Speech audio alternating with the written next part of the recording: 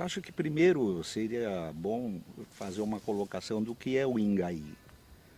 É um lugar que tem uma história curiosa, porque ele está no município de Santana de Parnaíba, que já é um município que tem uma história particular. Quando se fundou a cidade de São Paulo, havia duas províncias. Uma que era a própria São Paulo e o resto que era Santana de Parnaíba. O fato do rio Tietê começar a abrandar o seu trajeto aqui no município trouxe os bandeirantes para cá.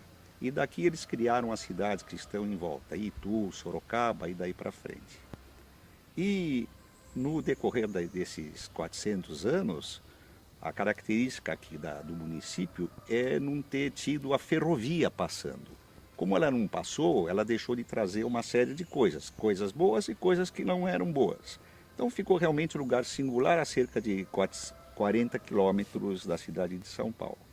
Agora esse nome, Ingaí, né, ele tem também a sua particularidade. Ingaí é um fruto da engazeira. E quando eu cheguei aqui, a primeira coisa que eu percebi é que não havia nenhuma engazeira.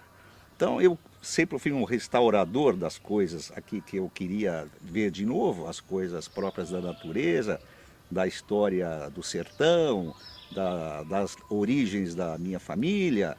Então a primeira coisa que eu fiz foi conseguir umas mudas de ingá para plantar aqui. Depois elas cresceram e hoje estão bem grandes aí na beira da lagoa. De resto, o Ingaí, para mim, mostrou dois lados. Primeiro, os seus naturais, os seus nativos, e os alienígenas, que é o meu caso. Nós viemos de fora e começamos a formar uma comunidade bem particular aqui. E, naturalmente, o que mais chamou a atenção, pelo lado até folclórico, foram os moradores locais. E as histórias são muitas, mas é bom sempre partir do começo, né? Nós estamos hoje aqui na casa do primeiro morador do Ingaí, que foi a benzedeira Bernardina Bueno. E, então daqui, desse lugar onde nós estamos neste momento, começou toda a história aqui do bairro.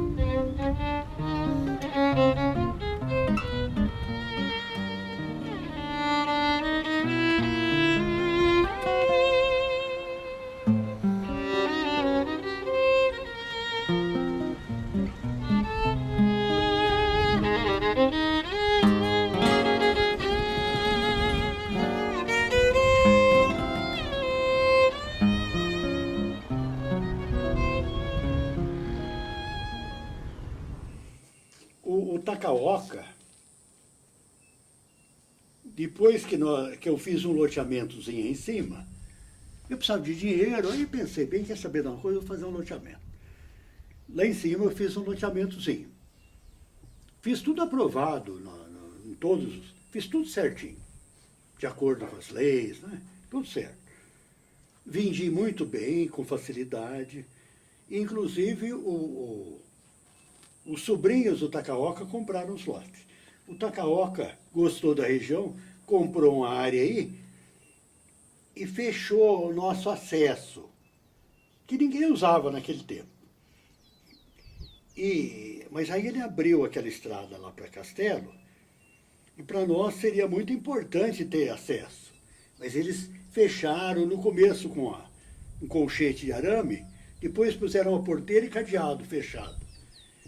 Aí eu falei com o Coronel Barbosa e com a dona Lina, que era viva naquele tempo, ela faleceu. Era meio líder aí. Combinei com eles, falei, vamos conversar com o Tacaoca?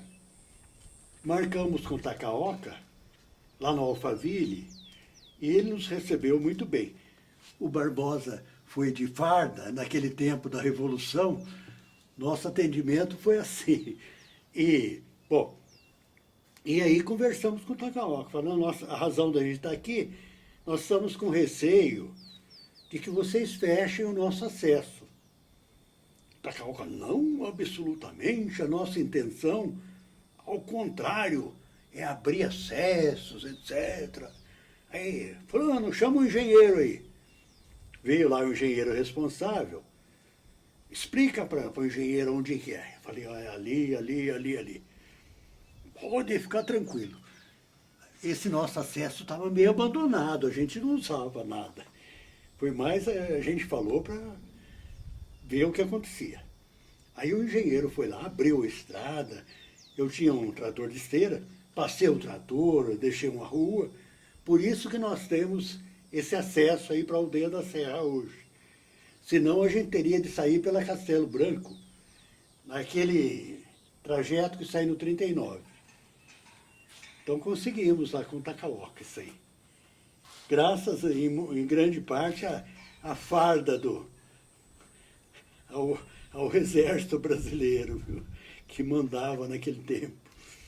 Então é uma coisa interessante que nós conseguimos. Muito importante para a região, né? Esse acesso à aldeia é incrivelmente importante, né? Eu conhecia aqui o Tacaoca, mas ele já havia adquirido a posse de glebas grandes aqui. E começou esse empreendimento e, fazendo um paralelo, outras famílias que aqui estavam instaladas também adquiriram glebas grandes. A gente não sabe bem como, acho que de uma forma natural. E o que aconteceu? Como as pessoas não tinham trabalho, a forma que se encontrou de continuar vivendo foi retalhando essas glebas. Então isso traz essa situação que nós vemos em muitos lugares. As propriedades vão diminuindo de tamanho e se vendem até terrenos menores e começam aquelas construções, às vezes não de uma forma ideal. E essa é uma característica que está tomando conta aqui do bairro. A gente nos conhecemos, nós somos do mesmo lugar, né? Mesma cidade, Bahia, né? Todo mundo novo. Quando eu conheci ele tinha 19 anos, eu tinha 13, né? Então a gente se conheceu, namorou, acabou, né? Ele veio para São Paulo, eu fiquei. Aí depois eu vim também. Aí a gente namorou mais uns 4 anos, né? E foi muito bom, foi um tempo muito bom, tanto na Bahia como aqui, né? Era muito legal, né? E continua sendo, né? Nós já tá junto há 30 anos, vai fazer 30 anos. Tem 2 filhos lindos. Ai, né? Era pra ser 4, né? mas... Aí, né? Fiquei desempregada, aí a gente foi morar junto sem planejar nada, né? Fiquei desempregada, fui morar, ele morava com meu irmão, passei a morar junto também, né? Aí um dorme ali, outro dorme aqui, pensa que não dorme um dia junto, e aí foi, né? E aí estamos aqui até hoje, né? Temos o Júnior, a Paula, tive 2 nenês, tive gêmeos, 2 meninos, né? Deus levou, né? Só deram uma passadinha, assim, olhou por a gente, né? Mas continua olhando da mesma forma, né? Disso eu tenho certeza, né? E é isso, e estamos aqui. E quando vocês chegaram aqui, vocês primeiro começaram em São Paulo ou vocês já vieram para o Ingaí? Como vocês ficaram sabendo daqui da região do Ingaí? Aqui foi através do Zé, o nosso cunhado, né? Nós moramos uns 7 anos em São Paulo, né? Jardim Brasil, né? Aí a gente vinha passear, sempre a gente tava por aqui, né? Só eu e Neguinho, nós dois, né? Bandoleiro, só nós dois, né? Aí, através do meu cunhado, né, a gente se conheceu aqui, aí o aluguel tava muito ruim, aí o Zé arrumou lugar aqui pra gente, aí começamos a morar aqui, né, moramos um pouco em um lugar, acho que o quê? Uns quantos anos aqui na Dona Rosa? Não sei não, quantos anos foi não. Eu não sei, eu sei que nós moramos um bom tempo numa chácara, depois nós passamos a morar no Português. Nós moramos, 12 anos no Português, como você mesmo sabe. E agora estamos aqui, onde é nosso.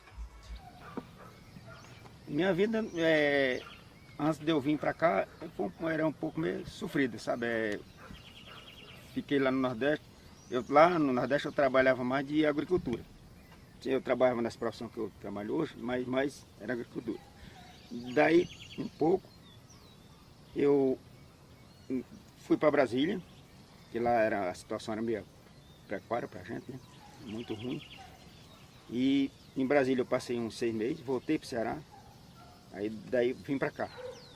Que vim passar uns 6 meses aqui, que eu tinha vindo já uma vez aqui, sofri que só, né? Aqui. Aí, quando cheguei aqui, nesse lugar aqui, onde eu até hoje, gostei, continuando aqui. Graças a Deus. Aqui quando eu cheguei era a vista que é hoje, era pouca gente, muito bom de se morar, que aqui ainda hoje mas só que a vista que era antes, hoje já está a habitação, a população aumentou, né? Já hoje está um pouco mais complicado, mas está bom, aqui graças a Deus está bom. Há uma cachoeira próxima daqui e as crianças gostavam muito de brincar lá. Então, uma vez eles apareceram com um monte de velas, porque eram velas coloridas, que provavelmente essas entidades espíritas iam fazer algum trabalho, alguma coisa. E eles, na inocência, brincando com as velas, trouxeram tudo para o quintal da minha amiga, que tinha bastante criação. E havia um burrinho que chamava Chupito. E ele começou a ficar muito bravo, corria, saltava. E a dona Neuza, a dona dele, pegou e falou assim, alguma coisa está incomodando esse burrinho. E depois ela percebeu que as crianças estavam brincando com velas, que foi retirada lá da cachoeira. Aí ela pegou e ficou muito brava, falou assim que eles tinham que devolver as velas, porque estava interferindo com os animais, e aí foram tudo de volta levar as velas, mas para eles tudo era brincadeira, eles eram crianças.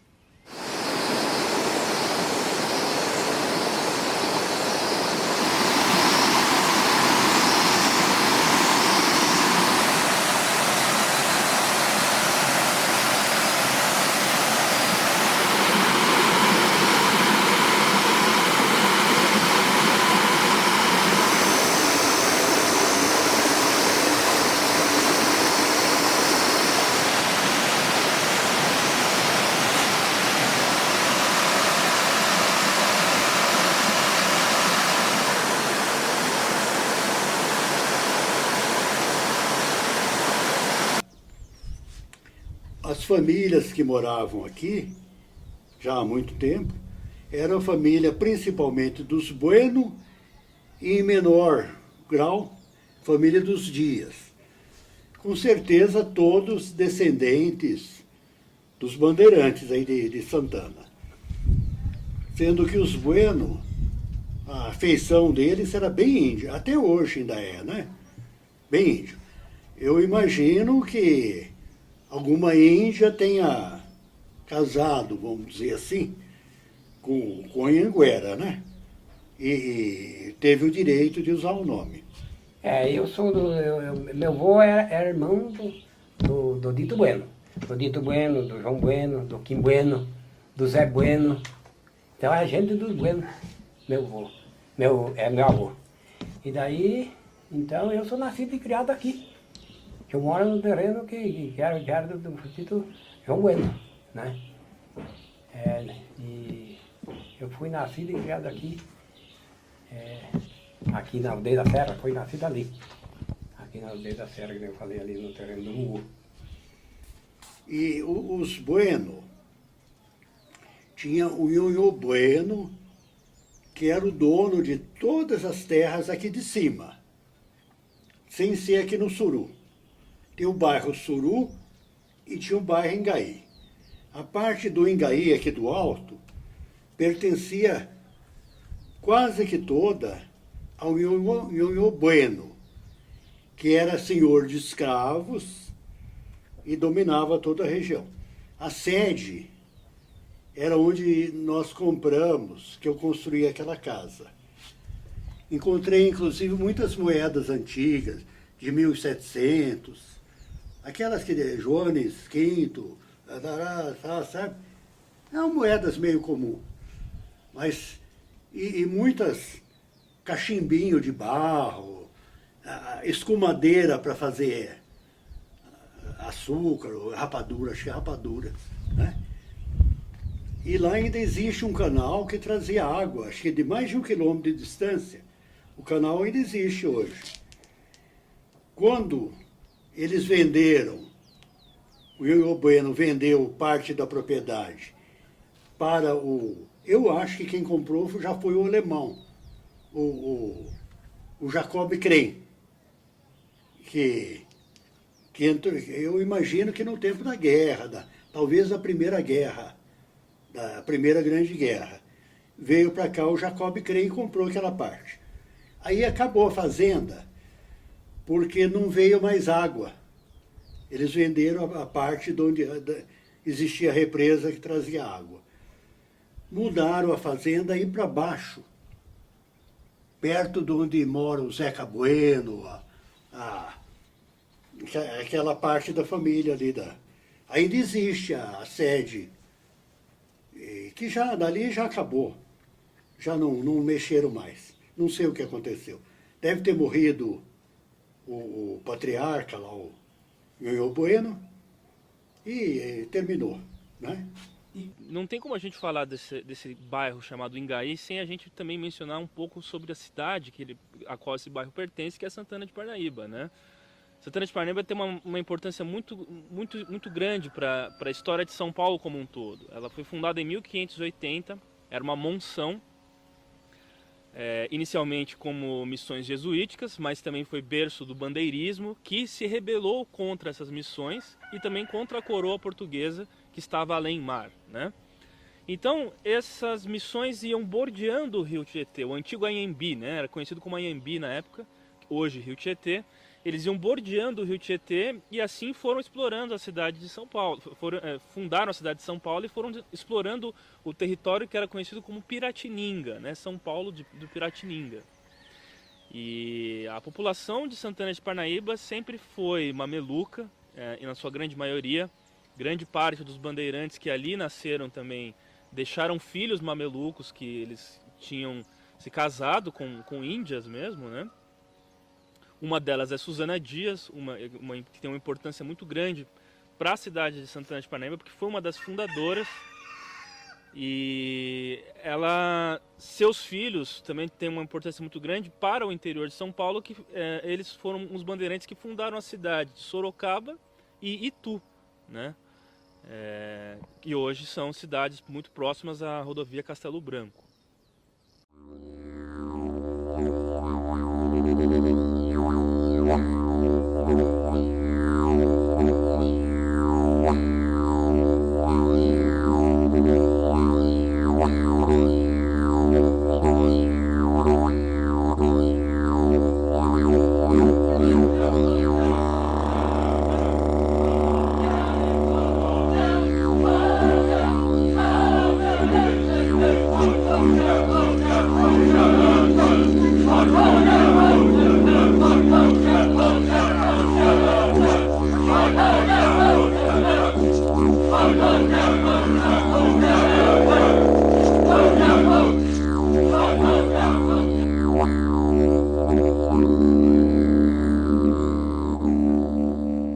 Ingaí, que é o bairro onde eu moro, as pessoas morrem de duas coisas, que é velhice e tédio.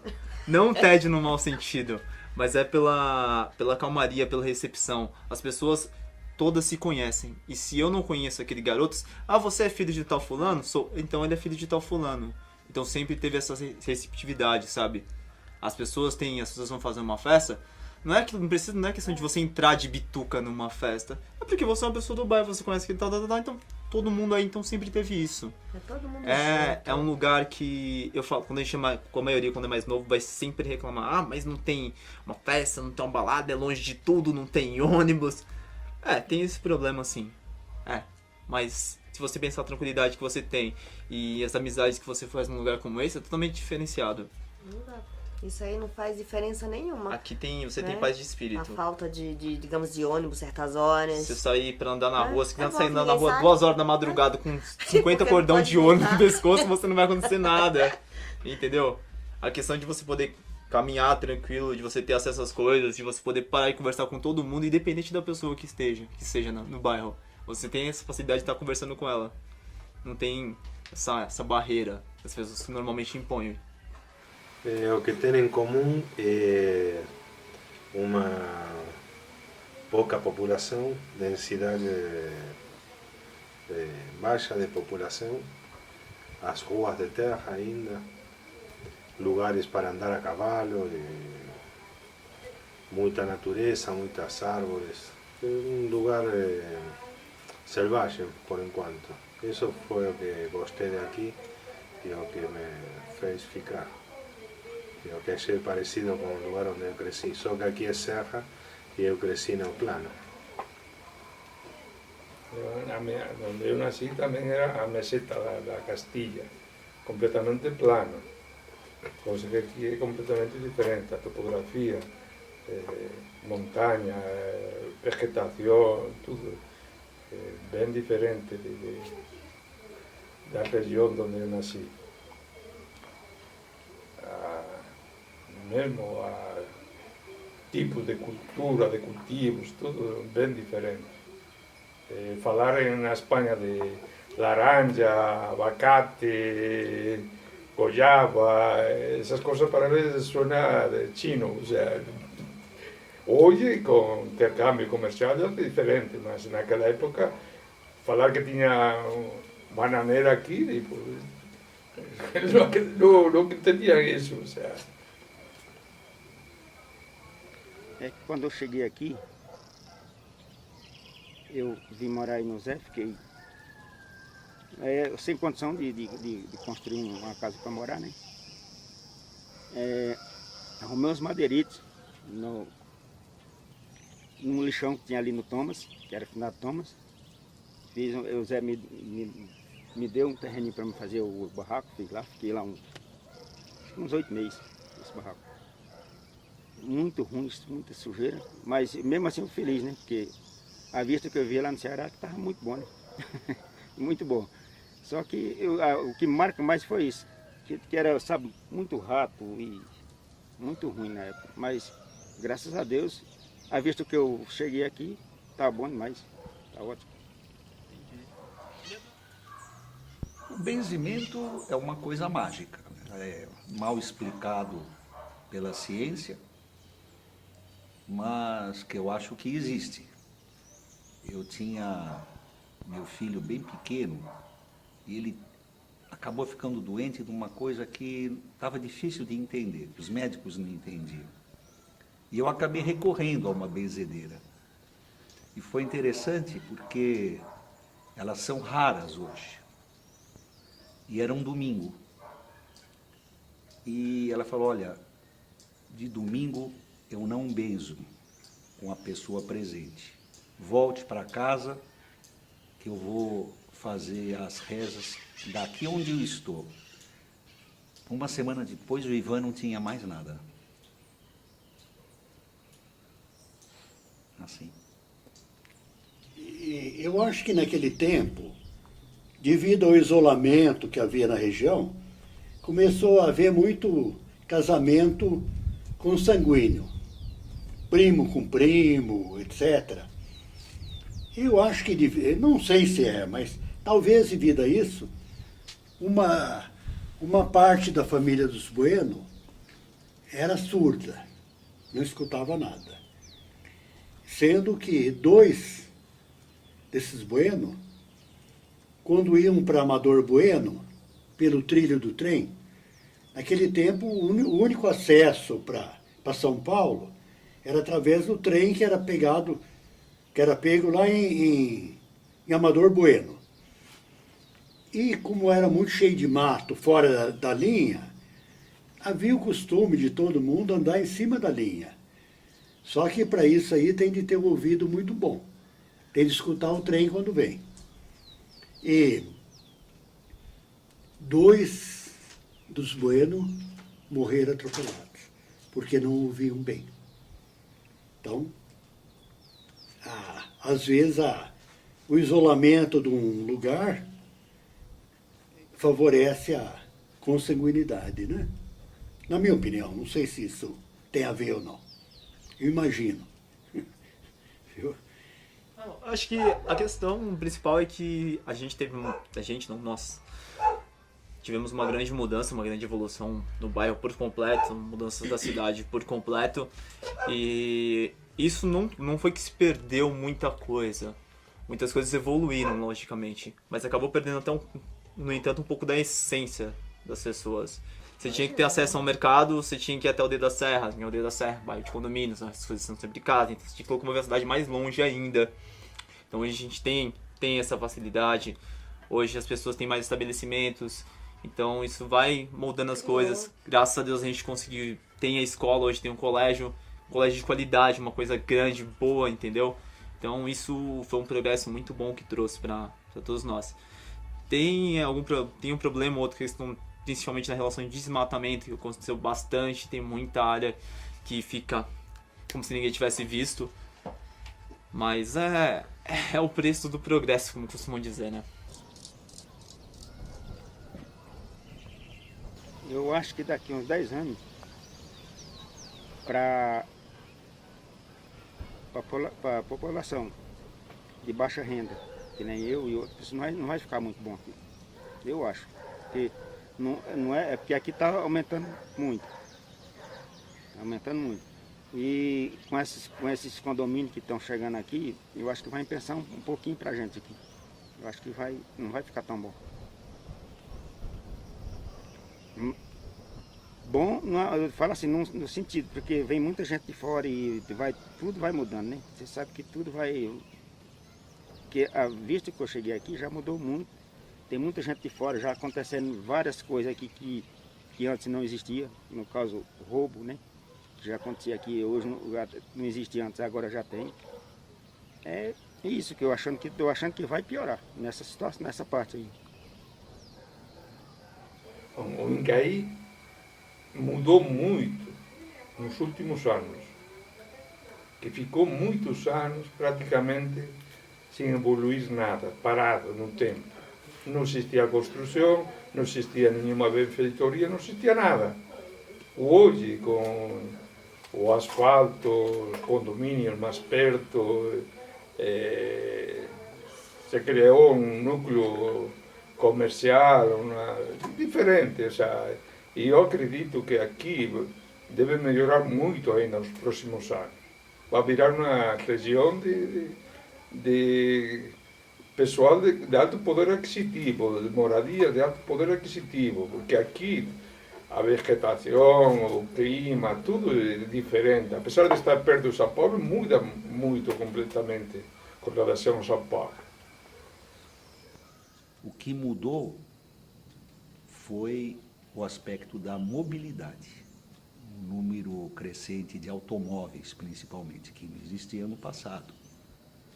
Então, essa facilidade que as pessoas têm de se locomover trouxe uma série de modificações, até no aspecto de segurança, porque as estradas são abertas. Isso deve continuar, né? Não vai parar por aí.